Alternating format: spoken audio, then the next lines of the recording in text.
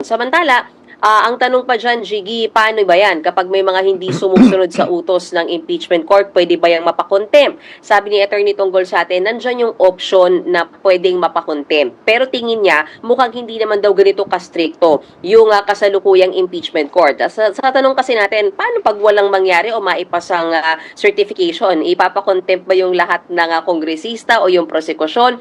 Sabi naman ni Attorney Tunggol, bagay yan na dapat pagdebatehan at pag-usapan oras na mag-convene ulit yung impeachment court. Pero ngayon pa lang sinasabi na niya, mukhang hindi magbabalak na magpa-contempt ng kongresista dahil nga para hindi na rin daw magkaroon pa ng mas matinding iringan, Jiggy. So, pwedeng may makontempt. Okay, eto na tayo ngayon. Kung ako impeachment court, total, ang titigas naman ng panga ng mga kongresista at ang kakapal ng mukha at ang yayayabang,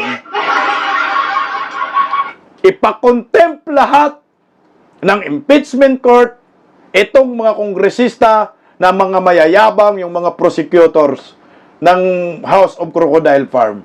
Ipakontempt kung hindi sila sasagot.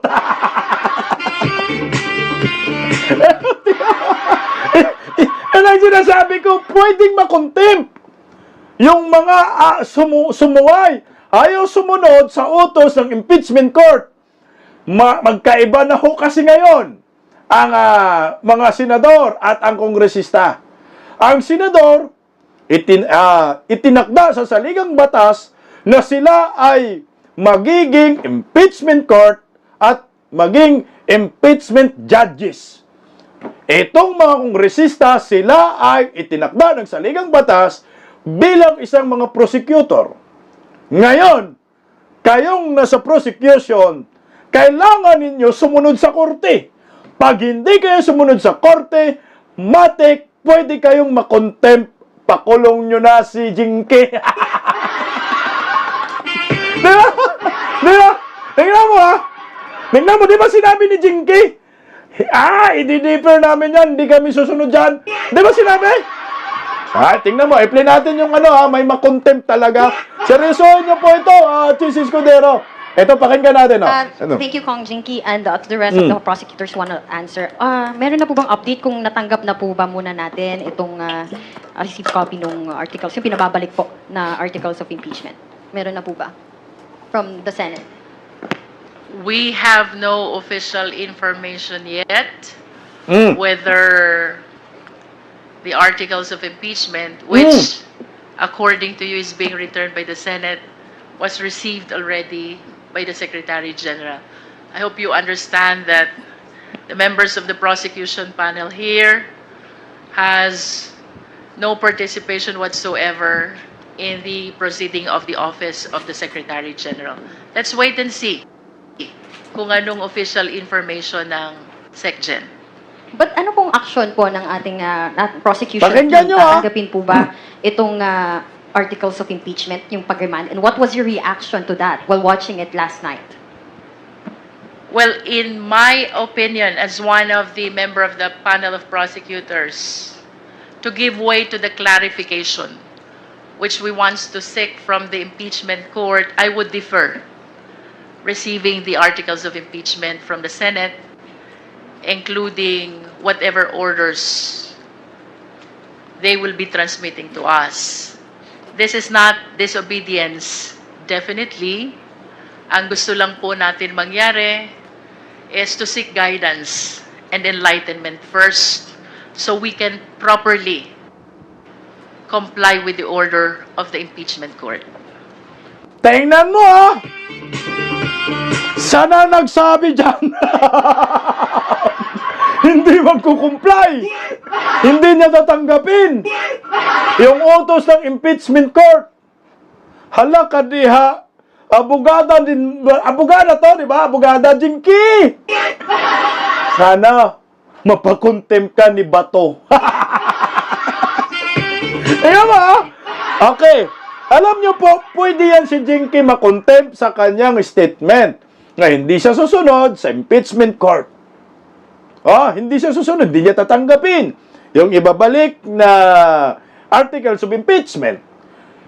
Anytime, pwedeng pagdesisyonan ng impeachment court, mga senatorial judge, mga judges, kung gusto ba nilang ipakontempt po ito or hindi.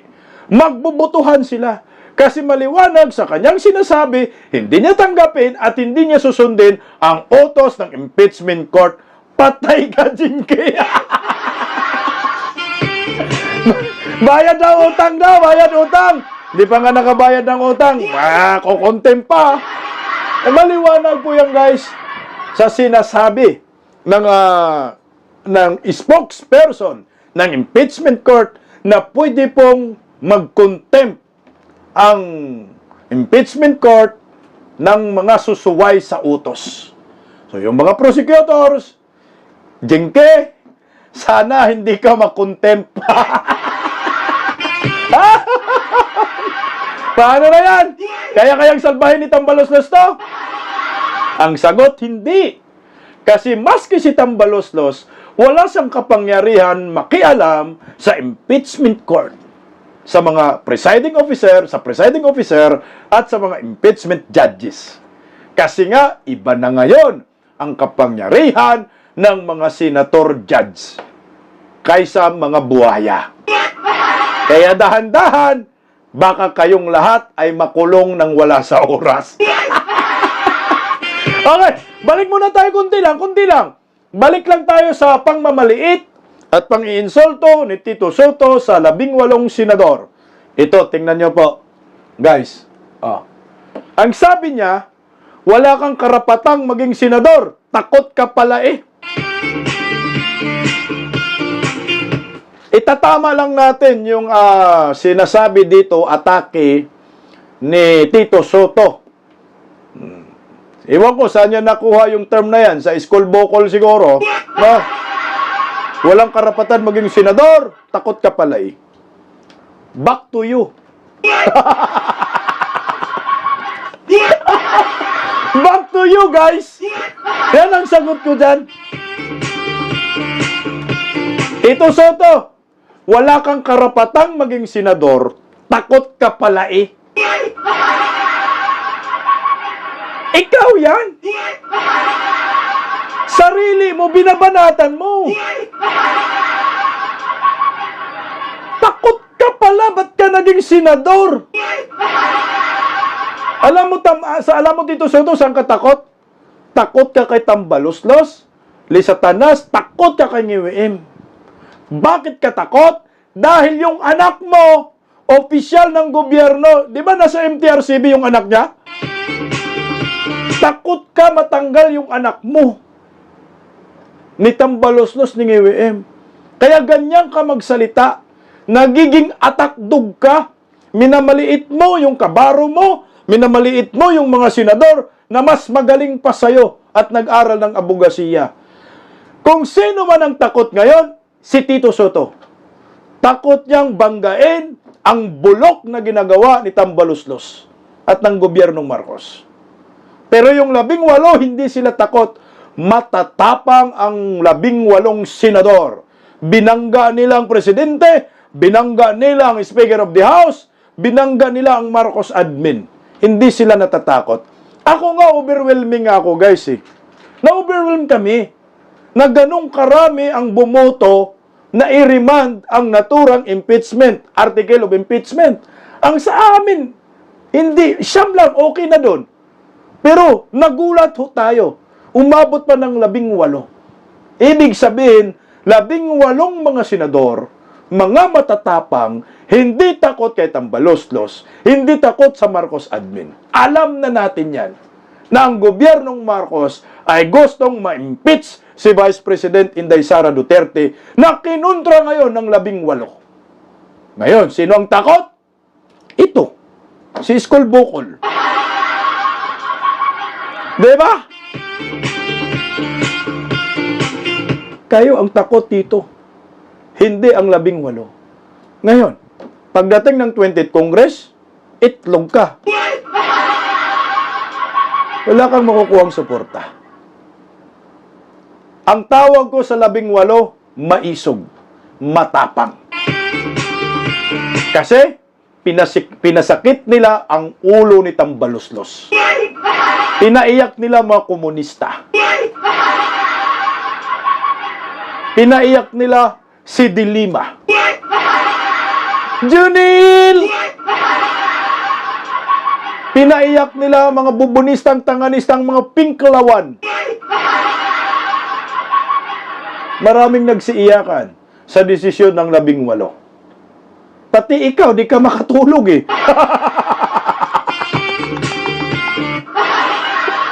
Di ba, Tito? pati yung nakangiwi na kongressista. Impeach Inday Sara. Di makatulog, puta, budlat ng mata. Pati si Coco Pimentel naglupasay. Si Dilima, talagang niluluko daw ang taong bayan. Sabi ni Dilima, dapat yung impeachment sa palengke na lang binigay.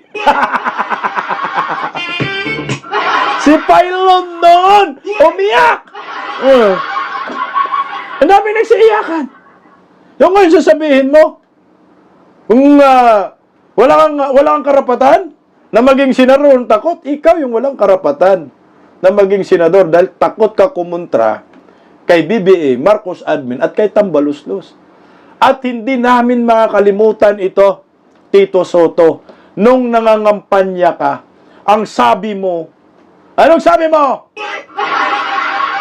Na yung sahod mo ng 6 na taon sa pagkasenador, hindi mo kukunin at ibibigay mo sa mga mag-aaral na nangangailangan ng pera para makapagtapos sa pag-aaral.